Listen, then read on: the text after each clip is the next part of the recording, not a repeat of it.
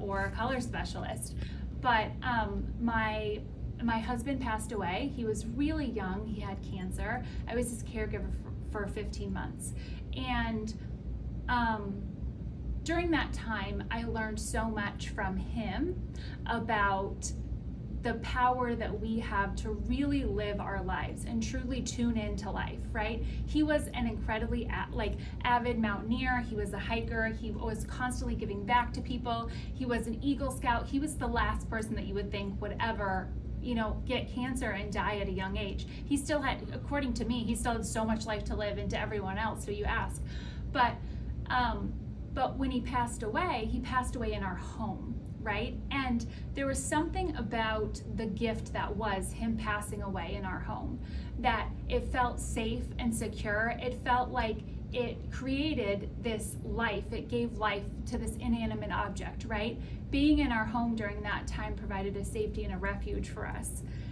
It provided the opportunity for us to call in family members to be by his bedside, to, give him the things in his space that helped him also feel safe and secure. So we lived in California at the time, and he was raised here in Western Mass, so his family sent pictures of fall in Massachusetts. Mm-hmm. And I had never been here in the fall, and so I didn't quite know what that was like, or the magic of being in New England in the fall. And it wasn't until I moved here that I realized what those pictures actually meant to him. And so he was a very religious person, so there was a picture of Jesus, there was a cross on the door, and then also pictures of the kids, because we had 2 kids, so pictures of the kids. And then we did what we could to bring him that comfort and safety, but also thinking about the fact that people are born in homes, right? Children are born in homes, and they see everything. They see the discord between people. They see, the celebrations. And that's why, when we bought our first home, we literally, the family that had lived there for 40 or 50 years, stopped by to knock on the door because they wanted to see what we had done with it. And, our homes live on in our hearts for so long. And because of the privilege of having a home, we get to really rest in that, right? The place that you get to come home to. And so I got remarried, and we had another child, and my truth is that I did not give myself enough time to grieve, but we bought a 5,000 square foot home, and we decided to renovate it ourselves. And when we renovated it, there were so many choices. I was inundated. Remember, I am not a trained interior designer. I was inundated with options. What do I do? So afraid I was gonna make the wrong choice that when it came to paint colors, I just relied on what was trendy, what was standard, what felt safe, because I didn't know what to do. And so my ex-husband would always joke that I could have mortgaged the house with all the paint samples that I was bringing home. And what did I end up going with? I put Revere Pewter, which is Mm-hmm. even if you go to the Sherwin-Williams and Bidmore website, these neutrals are still all the rage. They are their most popular colors. And so I ended up choosing this color called China Doll by Sherwin-Williams, which is a very, very pale beige color that leans a little bit pink, and I thought it was good. And then we have this beautiful home, and I'm like, something does not feel right. I spent all this time curating it, and something just didn't feel right. And I went through this period of time where I was like, I just decided that I needed to do something. I needed to be bold in my life. So I called in my painter, and I chose a myriad of greens, and I was like, you're gonna paint the trim this color, and you're gonna paint the walls. And he literally he had worked with me before, so he was like, I'm not doing that. He was not going to do it, right? And I was like, no, I'm paying you, you're going to do this. I also wanted semi-gloss on my walls, which is so rare for someone in New England, right? Because in California we do that. We have textured walls, and I was like, it's so much easier to clean walls. I wanted high gloss on my door, and he was so upset. But he ended up painting it for me, and it was as if my space literally just came alive. It was, people were walking in my home and going, you need to be a designer. And it wasn't, they would say your home looks so beautiful, but it was like the insides of me had like been exposed, right? Like I decided to step into my power through color in my home, and suddenly I felt so vulnerable and exposed, and I was like, oh no, you know, like I don't know, it looks okay, like I'm still getting used to it. But here's the truth. We are so, you know, we're tailoring homes to everyone else's taste and preferences, painting them gray, neutral colors, whatever.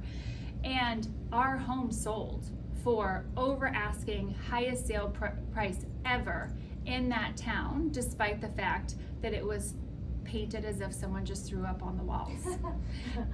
But it was so joyful. And so the thing that I learned about color after that, because I was like, this is my thing, I'm gonna dive into this, I wanna know more about it.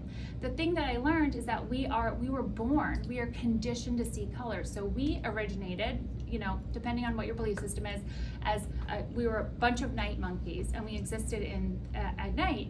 And some of us ventured out during the day, and through that we developed a third cone, which was to spot sustenance from afar. So we immediately started associating color that we could spot from afar with a dopamine surge, because we knew that if we ate that berry, it was going to taste good and make us feel good, so we were going to chase more of that. And you know, when you think about the way that color, the things that we believe about color, or the associations that we have with color, right? Sunshine, happiness; gray, sadness; gray days, a battleship that hides in plain sight. In fact, gray is the combination of colors that are the two colors that we use to make color a lesser version of themselves. So if you take a rainbow with the coolest, crispest, most beautiful yellow-based colors, and you start to add either black or white or gray, you're going to get less of that color. And yet we think that it's okay to paint this on our walls. We think it's okay to ask people what their favorite shade of gray is. Don't get me started on that. But I realized that color has the ability to literally make us come alive. And the more I studied color psychology, the more that I realized that color really does have an impact on us. We do need to take note of the colors that we use in certain spaces. We can use color to influence and boost our moods in spaces if used correctly. And we can use it to, you know, influence that, create connections, foster connections. We can use it to have a chill, calming vibe. We can use it to create safety and security if used properly. And so as I dove into learning more and more about color, I realized that there's a way to categorize color so that it flows effortlessly. Because the main, you know, thing that I get from clients is it going to feel disjointed if we do this color in this room and this color in the other room? And the answer is no. It's going to flow if done with the same foundation. And so when I approach design, I approach it from a place of color. I want to create a cohesive color palette, or I strive to create a cohesive color palette that then we build the design on top of, so that we always have that to go back to. And we know that everything is going to work and everything's going to flow together. It doesn't mean that we're just gonna, you know, live in a land of repeating colors, but it means that everything's going to feel as if it belongs. And so, at least color-wise, right? And so I started using color and then dove into the design portion, which is not just picking out beautiful things. Dove into the design portion, and I have been helping my clients come alive through color for the past almost 3 years. I was just in Boston Globe magazine about a month ago with my very, very colorful kitchen that won awards and all kinds of things because it had an orange stove, and people don't see that, you know? And it's like, how can you not feel happy when you see things like that? And, you know, go ahead. But on contrast, do people get tired, right? Because that's the other side of it, right? Because it's so bright and it's cheerful and it's great, but you know, after a while, what's the effect? What's the impact? Just Sure, absolutely. Well, I think that we have this idea that color has to mean saturation, like this. It doesn't. So the beauty of using like the classification system for color, where everything has a similar undertone or the same undertone so it flows, is that almost every color exists in every category. So except for like our stark blacks, our stark whites, things like that, right? So we can find a different version of, say, like an apricot, like in the color palette that works for you, but that is slightly more muted and less saturated than other colors. So could you still get tired of that color? Absolutely. But that just, that's kind of the nature of things anyways. But, I had a client once who was really afraid of color, like really afraid of color, and I probably didn't approach it properly when I suggested that she paint her living room like a really pale shade of pink. She was like, yeah, no, we're not doing that. But it was beautiful. It was like a corally pink. But so she nixed that, but then when we went to the foyer, I suggested a green, and it was a beautiful sage green that leaned a little bit blue, and it was a big, huge foyer, and she was like, but wasn't green popular in the 90s? And while that's true, we have our gray phase, we have our green phase, right? Something always is trending. If you love it, you will not get tired of it until you're ready to move. You're ready, you're shifting, you're growing, you're changing, you're evolving, you need something different. And so I stand by that, and I do believe that my clients live happier lives in their homes when they are truly tailored to who they are. Now, whether or not that's exclusively through color, that's a completely different thing. We have to choose the furnishings, and we have to create an environment that allows them to flow through it effortlessly, that isn't hindering their ability to, have people in their space or exist in their space. There's so much that needs to be taken, accounted for. But I think color has a really big, it's a really big piece of the puzzle. And I can honestly say that my life has shifted tremendously since I stepped into color. Not only have I created this business and become, a voice of color in New England, where everyone's like, you hate gray? Amazing. But it's been so fun to win people over for color, and my whole goal with all of this is to help others access color in a way that is easy and it feels streamlined. So I just want to say one thing. One of the things that I love that has stuck to me that you said is, I help my clients come alive through color. Like, how beautiful and poetic is that? That was awesome. Thank you. Well, we talked about this briefly this morning, and I'm gonna send out the link to the YouTube video from this afternoon's podcast. But we talked about Diltz's pyramid and how our environment influences our behavior, and that influences our feelings and thoughts and our vision of ourselves and the world. So it's all so interconnected, and therefore when you curate your environment based on who you truly are and what sparks joy in you, it's a completely different life that you're living. It is. And the thing is that we all want validation. We're all looking to external sources, other people for validation, to even to our environments. And I think what an easy way to, create this platform for validation by doing so in your home, right? If you have trinkets and things that belong to you, they're a reflection of you that you actually love, right? Like the next time you walk through your home, look at the things that you're just like, why is that even there? And take it out. Like, even if it creates an empty space, right? If it's just a placeholder and it's not bringing you joy, then remove it. If you want a really great read or listen on Audible on this, Joyful by Ingrid Fattel-Lee is an incredible book. She's an interior designer, and she is all about the joy of aesthetics. There are the joy of aesthetics, I think it is. Can you say it one more time, please? It's called Joyful by Ingrid Fattel-Lee, and she has a TED Talk as well, and the things that she has uncovered around what just, painting murals and painting the interior of schools and things like that. It's a way of infusing life that communicates that others are worthy of living and experiencing life as well.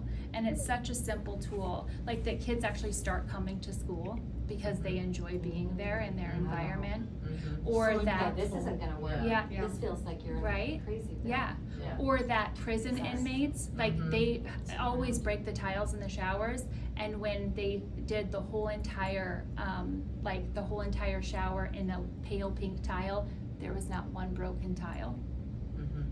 Like things like that. And so, you know, the thing about color is that we process color before we can even put words around it. We have negative connotations around color, and we have positive, you know, relationships with color. And, you know, color varies in shades, so you can't just say like, do you like yellow? Because there's so many different shades of yellow. You might hate buttercup yellow. I do not like buttercup yellow, and I know the reason behind that. You might go home and be like, what are the colors that I love and hate? And start to investigate that, right? It's really interesting. My son is colorblind too. I feel so bad. I mean, it's certain colors. It's not. Is like it the this- red green? That's the most common type of yes. colorblindness. You know, there are glasses. There Well, are I special don't- glasses that I know. You know help. what? I don't want him to bring see it because he colors doesn't to know life. what he's missing. And then I'm like, so I feel bad for him, but he Oh. doesn't know what Right. we see. So then I feel like if he sees the glasses, then he'll know. He'll be like, Yeah, I because know. there are two Yeah. sides of, you know, Yeah. yeah. But and he loves For sure. art, and he loves that's color, and he Yeah. can put them together, but he sees them in some colors he can't see. That's so incredible. He can't see red. It's almost like, you know, remember the whole thing, like I a actually- dress, yellow or blue. Yes, Yeah, yes, the yes, whole, yes, right, yes, like yes, different yes. people, like, you know. I Yeah. actually See. worked with a couple that were commissioning a painting, and the husband was colorblind, and it felt weird that a whole bunch of paintings that I really loved, he completely dismissed. And then as soon as I realized it, I said, well, I guess we just need to go for blue and what was it? It's usually red and green. Yeah, it was red and green for him. So yeah, we have to go for like blues and purples and yellows, and that's what we went for. Yeah. And it was beautiful, and both of them enjoy it. And there's great. some little, you know, greens in there which the wife can enjoy, but and reds. But for the most part, you just take that into consideration that they live their life a little differently. It's and also I don't like it's like I've seen the thing that it's muted, like the colors aren't as So bright. you kind of, you Yeah, have a like chance for to see us, through we his see these eyes. bright colors. Yeah. It's for him, it's almost grayish, like it's they're muted. Yeah. Such a bummer. It is a bummer, but again, he doesn't know what he's missing. So, but I feel like it could be one of those things where, you know, you watch those videos where you put baby hears like sound for the first time because they're deaf or something, Oh, yeah. and like I feel like that could maybe be New the world, same thing, yeah. like open up a new. Well, I'm just wondering because you were talking about how color influences your moods and stuff. And Yeah. I wonder how it is. I remember I was at a museum in Miami. I can't remember the name of it. It was the contemporary one, the new one. Have you guys been? And there was a guy there that does color. The artist, and he was talking about colorblind and the Yeah. whole color theory thing. But Yeah, it's really fascinating. I mean, I haven't ever worked with a client who's colorblind, so I think that's really interesting, and it will be a whole new, you know, avenue to navigate, but very interesting nonetheless.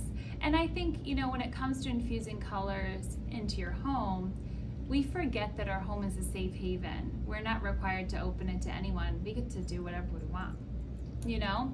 We get to decorate however we want. We get to, you know, paint whatever colors on. So what better place to experiment than behind closed doors? Really. And like through the experimentation, the finding out and the learning about yourself, about your likes and your dislikes, and, you know, your aversions and your ability to make decisions, and like all of these things, and then playing too, like in your space, you know. What I love so much about being able to create color palettes for my clients is that it empowers them too, because they'll have their color palette and they'll be able to go. I mean, it's so the text that I get from my clients that they went to the store and they took their color palette and they picked out a rug because they didn't pay me to source the rug, and so, you know, it doesn't matter if it's the right size or not. If they bring it home and the scale is off and they're like, oh, the scale is off but the color works, they've already checked one thing off the list that could have stood in their way of being able to choose that thing for their home. And so it creates this positive feedback loop that now they can go work on the scale piece, right? And if they feel like called to do so. So with that said, I have created well, I should say I'm in the process of creating. So I keep saying I'm gonna like unveil this thing. It's called the color box. So the idea is that it's an at-home self-guided exercise with support on the back end from me to help you with your implementation strategies, right? Socks, no socks, are we gonna do a funky line with a color up above? How are we going to use our colors? So that would, on the back end, there would be a, implementation call with me. But the whole idea is to create a at-home thing that you can do to create your own custom color palette. So in it comes cards. You can quiz yourself to figure out what category of color preferences you fall into. And there are 4. And then there's tried and true colors that, so forget that this says winter, but it's just one of the color palettes. So it's like the way that we categorize the colors. So then there's just a whole thing of colors so that you can use those in your home based on the principles of color psychology. So, we don't want to use like red in your bedroom because it's going to prevent you from being able to rest. What types of colors would we use, say, in a creative space? Things like that. So that's what this is all about, and my goal was to I guess release it at the beginning of this month, but I feel like it needs a little bit more tweaking because, again, color is very personal, but I do in-home color consultations, and so I can help you come up with a color palette, suggest spaces, make space recommendations, finish recommendations, and then connect you with a painter to get it done if that's something that you're interested in. And then, so we do that and also offer full service design packages. And I hope that one day I'll be able to unveil this as soon as I'm able to give it a little bit more love. But it comes with you would basically be able to just carry around your color palette, right? And then you would be able to put your space and finish recommendations so you would know, or how many times do we go to our basement and we're like, which color is the living room color, So it's just ready, it's at the ready, it's for you. And then it's kind of a fun party trick where you can just, quiz all these people to figure out what their color preferences are when you're at a party. That's fun. So,